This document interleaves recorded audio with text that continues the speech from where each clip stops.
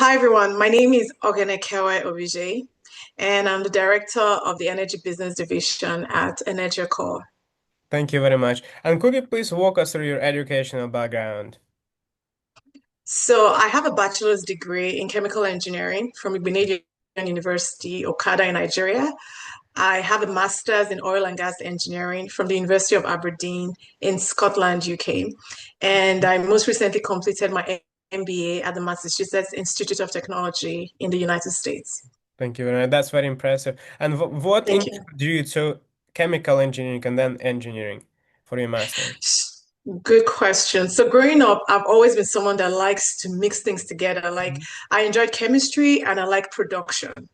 So I like the sense of putting things together and getting another result. So when I started studying engineering, at first it was all engineering students in same class, learning the junior engineering courses. But at the third year, we all had to go to our specialized phases. And for me, I resonated more to the chemical engineering courses, Mhm. process, thermodynamics, transport phenomenon. So all that really drew me into like chemical Right. engineering space. Yeah. And why did you decide to go to Aberdeen University for your master's? So the University of Aberdeen at the time in 2011, when I was trying to get an admission, was one of the high-ranking schools in petroleum engineering, or they called it as oil and gas. And I also like the fact that they went just beyond reservoir studies for petroleum engineering. They went into the top side. So we took courses across not just reservoir engineering, but flow assurance, facilities engineering, and something that was very unique at the time was they took a very unique course was energy futures. So back then, the University of Aberdeen really incorporated a lot of exposure in the energy industry. I was coming with my niche knowledge of just oil and gas and other forms of like hydro for power generation and all that. But then they exposed us into renewable energies, solar, wind, geothermal energy, carbon capture way back in like 2012. So when I saw the curriculum for me, it felt like I was going to learn a whole lot more than oil and gas. And at the same time, kind of give me a broader sense in the energy industry. So that's why it was targeted for me. Yeah. Thank, thank you. And what are some of your favorite memories from Aberdeen, from being a student there? Okay, first it was cold. I'm Nigerian, so Nigeria is not cold. So Aberdeen is cold. I also love the fact that the city was very beautiful. And being the oil capital, it just made oil and gas come alive to me. I could really get that very hands-on experience. During my master's there, I worked with Expronaut C, the materials and metallurgy team, and I led the research on the plastic and elastic deformation of steel. So we're trying to kind of enhance some products for deployments at the North Sea. We wanted to make the equipment less susceptible to corrosion. So that very hands-on experience made Aberdeen interesting for me. Then also I like the fact that it was just serene in a way. It wasn't so crowded. When I visited London, it was like, oh my God, where am I? Whereas Aberdeen was just really this small place, really nice, but it was too cold. But I got the right gear to survive.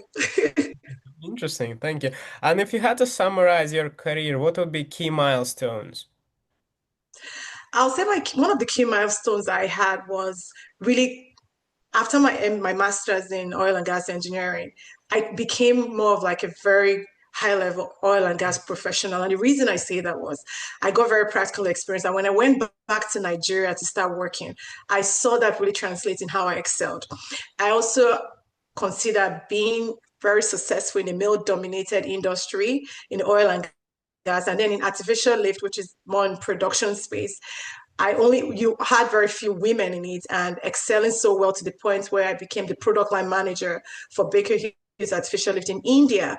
And in the Minati region, I was the only woman that was a product line manager at that point. And it came with its own challenges, but it was a great opportunity to learn.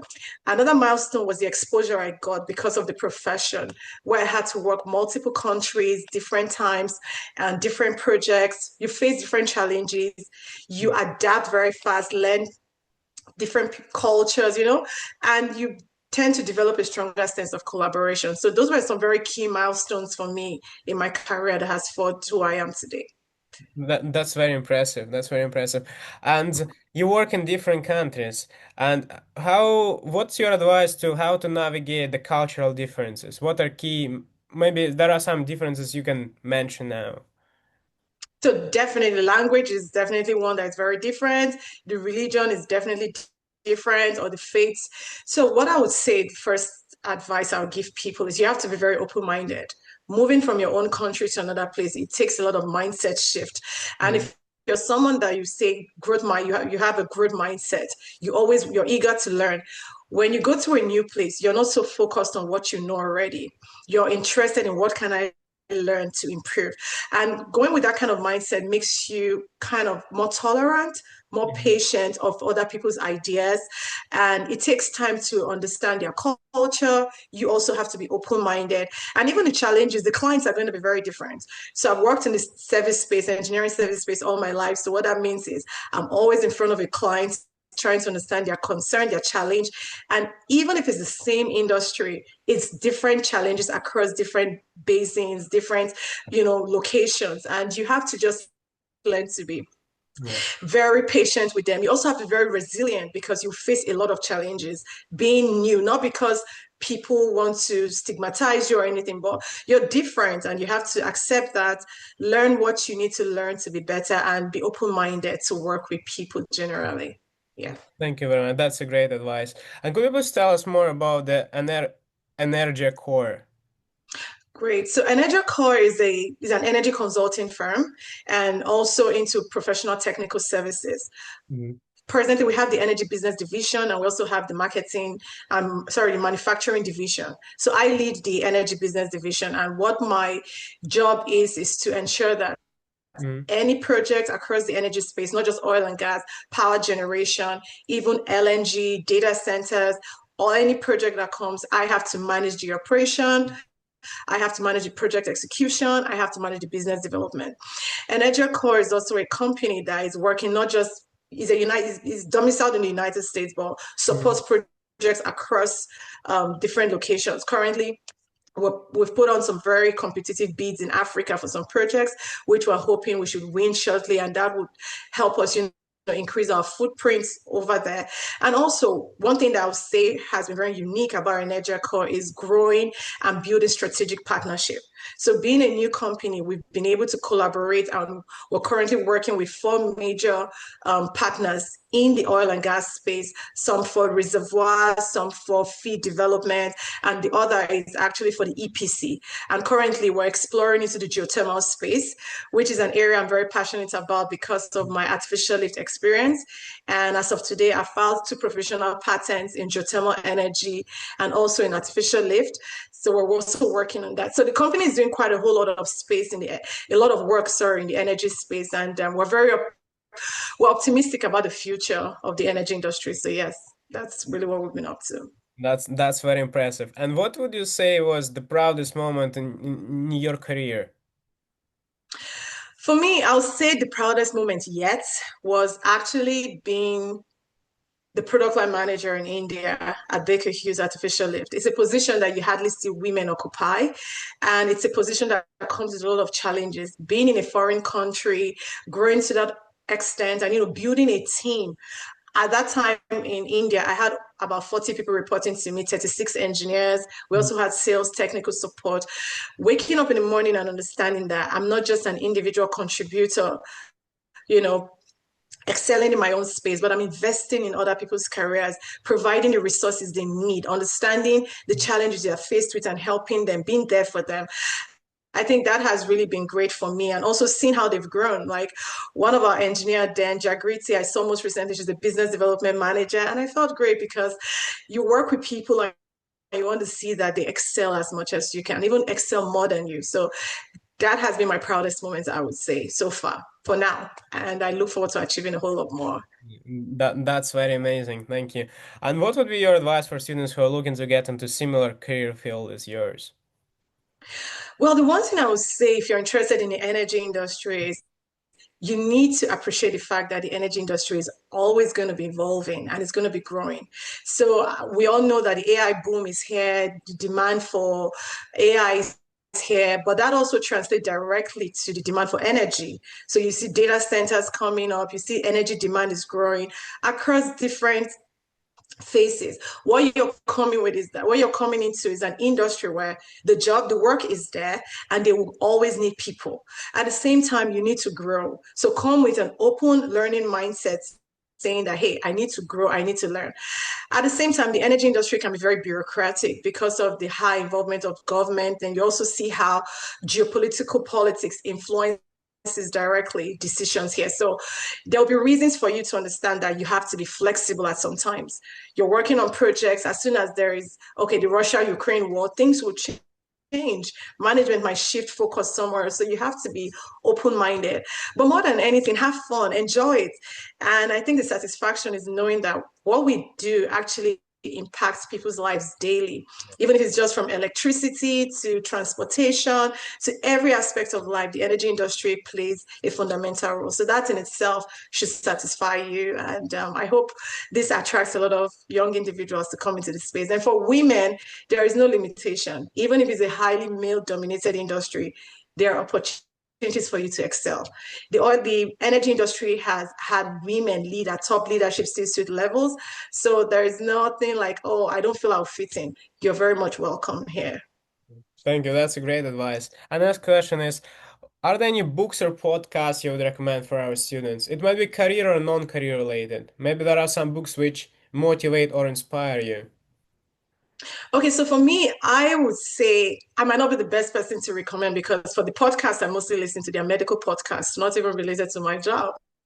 So most recently, I'm reading about the use of food grade hydrogen peroxide for the cure of cancer, and trying to read like success stories. So I do follow some doctors. Then I also have some podcasts I listen to for like politics. But for my energy work, I like to go more into like the journals. So I like to go with like SP, read papers there, read articles. Then I also write articles. I write articles for Sweet Crude reports, and I also wrote an article most recently for the Journal of Petroleum Technology.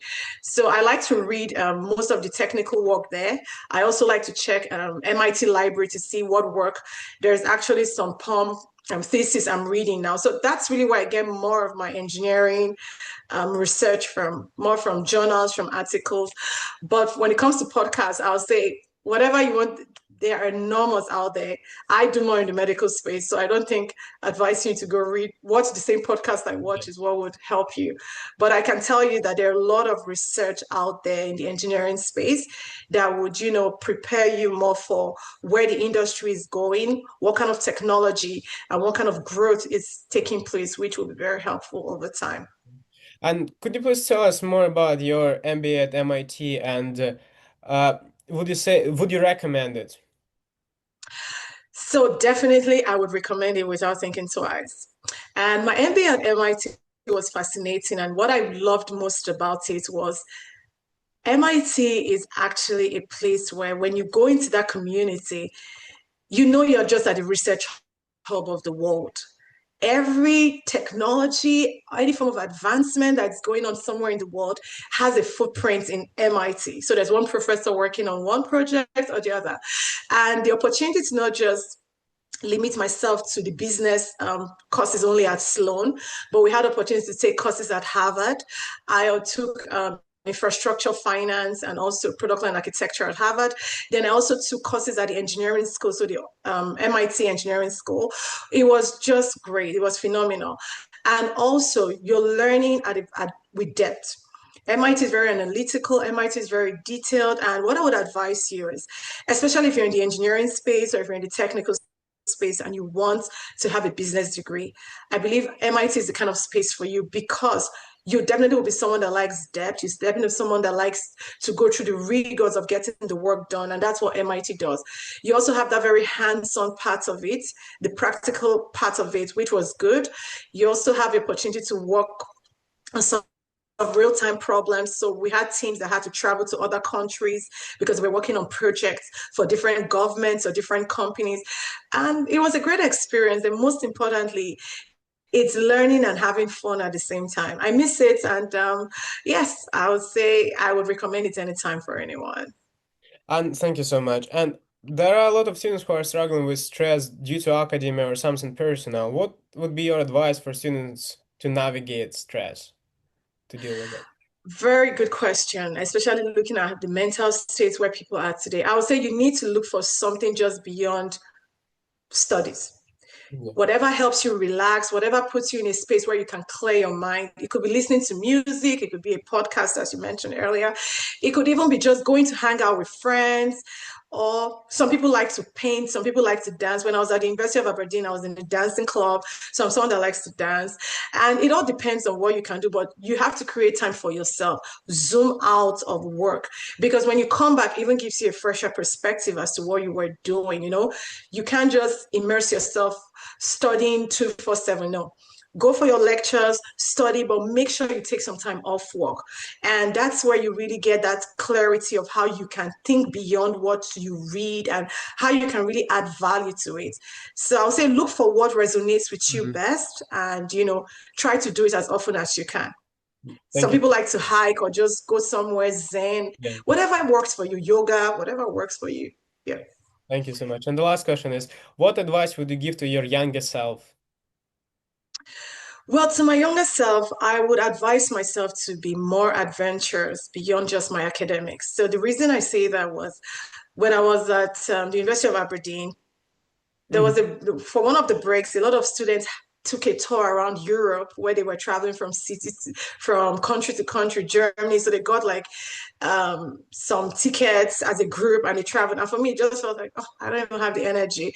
But looking at things now, I feel like, hey, that's something I should have done, not just to enjoy the time I'm spending with friends, but also to explore these places. So I would say to my younger self, I would be more adventurous beyond just academics or other things, my faith and other things. And at the same time, I would not change some things that I believe has made me better, questioning the status quo. So I'm someone that has always wanted to understand why is something working this way. And being that inquisitive has really helped me to succeed as an engineer today. And that's what I'll tell my younger self. Keep doing some, but change some. Yeah.